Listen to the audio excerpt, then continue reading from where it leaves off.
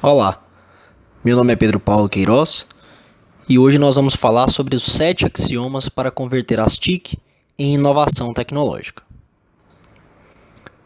TIC são as tecnologias de informação e comunicação. Muitos pensam que hoje a estrutura pedagógica da escola não é a mais adequada para a incorporação das TIC. Devemos pensar então na utilização educativa delas, para transformar de forma positiva e melhorar a educação. Hoje em dia, para muitos, é mais fácil conseguir fundos, recursos financeiros, comprar equipamentos, do que realmente mudar as concepções das pessoas das práticas docentes. Nós temos muitas problemáticas educacionais na escola. A formação dos professores, melhores condições de trabalho, falta de recursos, inclusive financeiros, para uma integração educativa dessas tecnologias. Os 7 axiomas que iremos comentar são infraestrutura tecnológica adequada, utilização dos novos meios nos processos de ensino e aprendizagem, enfoque construtivista da gestão, investimento na capacidade do aluno de adquirir sua própria educação, impossibilidade de prever os resultados da aprendizagem, ampliação do conceito de interação docente e questionar o senso pedagógico comum. Ao final, nós faremos uma conclusão acerca desses 7 axiomas vistos. Com relação à implementação das TIC, o primeiro axioma é a infraestrutura tecnológica adequada. É claro que as escolas terão que ter aí uma conexão de alta velocidade com a rede, que pode ser chamada de WAN ou LAN, um acesso rápido de internet banda larga, por exemplo. É necessário para isso um investimento econômico. E daí nós temos uma dificuldade para países em desenvolvimento, que é o caso inclusive do nosso país, o Brasil, que possui muitas outras necessidades. O pessoal carece de formação, muitas vezes é mal remunerado, não tem o mínimo necessário de material escolar, às vezes até básico. Muitas vezes não tem o livro, mas às vezes o básico realmente falta. E enfim, temos casos aí de populações em situação de extrema pobreza. Então, como investir tanto em uma escola se teríamos tantas outras necessidades básicas? Outra questão de investimento financeiro, essa tecnologia precisa de manutenção constante e se desatualizam em pouco tempo. Então, uma renovação dessas tecnologias, uma atualização constante de software, isso requer dinheiro. Deixamos aí uma reflexão. De que condições uma escola necessita para contar com uma infraestrutura que lhe permita converter as TIC em uma potente ferramenta educativa? De que equipamento informático uma escola necessita para garantir um uso não esporádico dessas tecnologias? Com relação à utilização dos novos meios nos processos de ensino e aprendizagem, é importante integrar os novos meios para todos os alunos e em todos os aspectos do currículo. O computador precisa ser considerado um recurso de uso cotidiano, de busca, criação e pesquisa. E é importante também revisar as visões do currículo para propiciar os melhores processos de ensino e aprendizagem aos alunos. Refletindo, que aspectos de conteúdo e prática do ensino teriam que mudar para poder garantir uma utilização generalizada e gradativamente valiosa das TIC na escola? Que tipo de formação necessitam os professores para garantir uma utilização das TIC orientada para a melhoria do ensino? Então são aspectos relevantes que devem ser pensados antes da implementação dessas tecnologias na escola.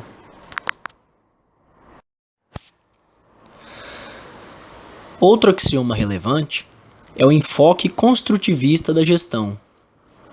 A utilização de novos meios na escola deve ocorrer não de uma imposição administrativa, mas de uma resposta às iniciativas dos professores. Docentes costumam implementar com dificuldade ideias alheias, a não ser que as façam suas.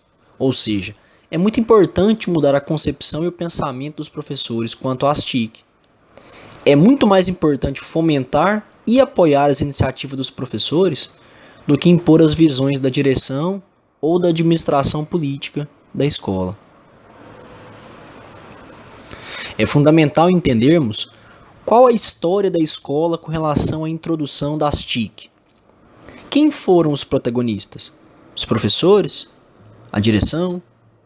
Quais as condições de trabalho dos docentes para que eles reservem tempo e energia necessária para vislumbrar as possibilidades educativas das TIC, criar e executar projetos educacionais inovadores? Então, será que eles têm tempo para isso? Motivação para dedicar um tempo do seu planejamento de aula, do seu planejamento pedagógico para a implementação dessas tecnologias? Em uma perspectiva de gestão construtivista integral da escola, consideram-se as decisões sobre essas tecnologias uma parte substancial do projeto educacional? Elas devem ser consideradas. Elas são bastante importantes para o desenvolvimento da escola. E, enfim, planejar e gerir a escola, na era da informação, exige considerar o contexto social do ensino? Ou será que não? Será que a sociedade influencia nesse planejamento? Com relação ao investimento na capacidade do aluno de adquirir sua própria educação, daí um dos axiomas que eu acho mais fantástico. Porque muita gente pensa que o êxito da educação se concentra no resultado dos exames, na nota da prova, mais inclusive do que na qualidade das aprendizagens feitas pelos alunos. E esse conceito é um conceito completamente equivocado. Muitas vezes nós temos alunos que não saem bem nas provas, mas por uma série de outros fatores. Muitas vezes o aluno sabe o conteúdo, mas às vezes um coeficiente emocional, às vezes um nervosismo, né, o psicológico influencia bastante. E o professor tem condições de perceber isso em sala de aula. Tem condições, inclusive, de aprovar esse aluno que ele vislumbrou durante o ano, durante o semestre, que esse aluno desempenhou bem o seu papel, mas que por uma questão, às vezes, de momento, não foi alcançado o seu resultado de nota, o que não é totalmente significativo, né? Essa visão é uma visão completamente ultrapassada. Que é importante dar autonomia aos estudantes para gerenciar sua educação, para que possam aprender perguntando e, inclusive, obviamente, respondendo os desafios educativos. Daí pensamos, qual é o papel e a responsabilidade dos alunos em seu próprio processo de aprendizagem? No ensino superior isso fica mais evidente, mas isso deve ser fomentado desde o ensino básico, da educação infantil. Como a escola está contribuindo para o desenvolvimento da autonomia pessoal, emocional e intelectual dos alunos? Outro axioma é a impossibilidade de prever os resultados da aprendizagem. Entre professores e a comunidade educativa, criou-se a ilusão de que é possível prever o que deve ter aprendido um bom estudante, como resultado de uma experiência educativa. Todos sabemos a diferença entre o que os alunos sabem e o que são capazes de responder ou copiar em uma prova. A experiência pedagógica dos alunos deve se fixar em processos de pesquisa com a ajuda de diferentes fontes e meios de informação e comunicação, e não mais ficar se baseando na repetição das explicações do professor ou do próprio livro-texto. Analisemos as questões dos livros-textos ou das provas e nos perguntemos: essas perguntas podem ter respostas diferentes ou as respostas já estão dadas no texto ou na explicação do professor docente? Considera-se o que o aluno sabe e como ele sabe na hora de planejar o ensino? O sexto axioma é a ampliação do conceito de interação docente. Outro extremamente importante. Estudantes e professores devem se comunicar de forma interativa. Existe um conceito de que o professor, com o livro, tem uma informação que comunica de maneira unidirecional aos alunos. Se houver interação, estará apenas nas perguntas do professor para que os alunos respondam o que eles já esperam. E esse conceito é completamente equivocado. Outro conceito equivocado é de que existe apenas uma forma de representar o saber, que é a do professor ou a do livro-texto. Essa interação professor-aluno é importante para promover a abertura para um possível foco de interesse ou curiosidade pelo conteúdo abordado, com ambientes diversificados de aprendizagem. A aula deve ser aberta aos meios atuais, ao resto da escola, à comunidade e à sociedade em geral. A construção do conhecimento deve ocorrer por parte dos alunos e do professor. E a avaliação seria uma expressão do que foi aprendido, e não mais aquele decoreba de informações que muitas vezes o aluno reproduz sem mesmo entender o seu significado. É importante refletirmos: qual o papel dos alunos no processo de aprendizagem? As tarefas propostas aos alunos são de realização individual ou coletiva? Em uma aula típica, qualquer, quanto tempo se destina à explanação do professor? Quanto tempo se destina à interação entre os alunos e o professor? E quanto tempo se destina à interação entre os próprios alunos? Fica registrado uma observação da importância de se convidar colegas, pais de alunos, membros da comunidade educativa e científica ou pessoas especializadas para participar das aulas ou atuar como consultores de palestras, seminários ou aulas temáticas. O último axioma refere-se ao questionamento ao senso pedagógico comum. É importante fazer uma revisão das convicções pedagógicas. Existe uma visão estereotipada sobre aluno e aprendizagem, de que os alunos são carentes, crianças são deficientes e cabe à escola consertá-los. Nem todos aprendem do mesmo jeito. A aprendizagem acontece na escola, também no ambiente familiar e inclusive no mundo todo, ou seja, em todos os lugares do nosso convívio. O conhecimento escolar não é um saber estável, divisível em disciplinas e sequenciáveis de forma linear. O conhecimento escolar também não é uma informação decodificada pelo indivíduo de maneira isolada. Ela é integrada ao contexto social e à ação prática.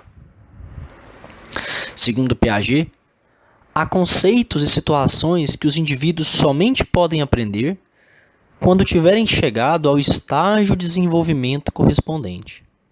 E isso impacta em propostas didáticas com baixo nível de desafio intelectual, emocional e social para os alunos. Segundo Vygotsky, pensador após Piaget, deve-se dar importância à interação social no processo de ensino e aprendizagem. Então temos aí o conceito de zona de desenvolvimento proximal. E aí então pensamos, para os alunos de uma escola, onde acontecem suas experiências mais duradouras de aprendizagem? Qual seria o papel das tecnologias de informação e comunicação nesse processo?